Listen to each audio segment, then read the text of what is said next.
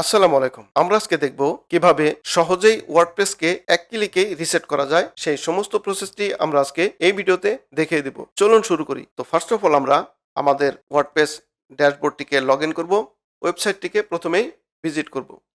তো দেখতে পাচ্ছেন এখানে ব্রোকেন একটি ওয়েবসাইট। এই ওয়েবসাইটটিকে কমপ্লিট রিসেট করে আমরা নতুন একটি ওয়েবসাইট তৈরি করব। ড্যাশবোর্ড থেকে আমরা প্লাগইনস অ্যাড নিউ প্লাগইন এটিতে ক্লিক করে দেব।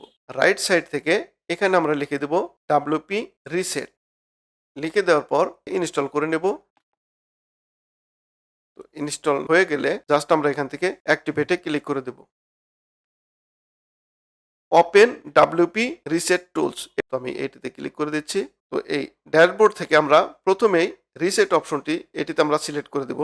এরপর স্ক্রল করে নিচের দিকে চলে আসব। এখানে দেখতে পাচ্ছেন সাইট রিসেট। তো এখান থেকে আমরা নিচের দিকে এখানে লিখে দেব টাইপ ইন রিসেট। এই জায়গাটার মধ্যে আমরা লিখে দেব ঠিক একইভাবে রিসেট কথাটি লিখে দেব আমরা এখানে। তো আমি লিখে দিচ্ছি রিসেট। রিসেট সাইট নামের যে অপশনটি দেখতে পাচ্ছেন এটিতে আমরা ক্লিক করে দেব। তো আমি ক্লিক করে দিচ্ছি। এখানে এটিতেও আমরা ক্লিক করে দেব। কমপ্লিট, দেখতে পাচ্ছেন আমাদের সাইটটি রিসেট হয়ে গেছে। তো আমরা এখান থেকে ওয়েবসাইটটিকে রিলোড মেরে দেব।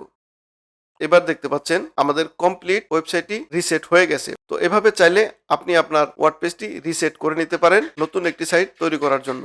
তো এই ছিল আমাদের আজকের ভিডিও। ভিডিওটি ভালো লাগলে অবশ্যই লাইক কমেন্ট শেয়ার করবেন এবং চ্যানেলটিকে সাবস্ক্রাইব করে পাশে থাকা বেল বাটনটিকে বাজিয়ে দিবেন যাতে করে এরকম নতুন নতুন ভিডিও পোস্ট করার সাথে সাথে আপনার কাছে চলে যায়। তো সে পর্যন্ত ভালো থাকুন, সুস্থ থাকুন। Till then, take care, bye by.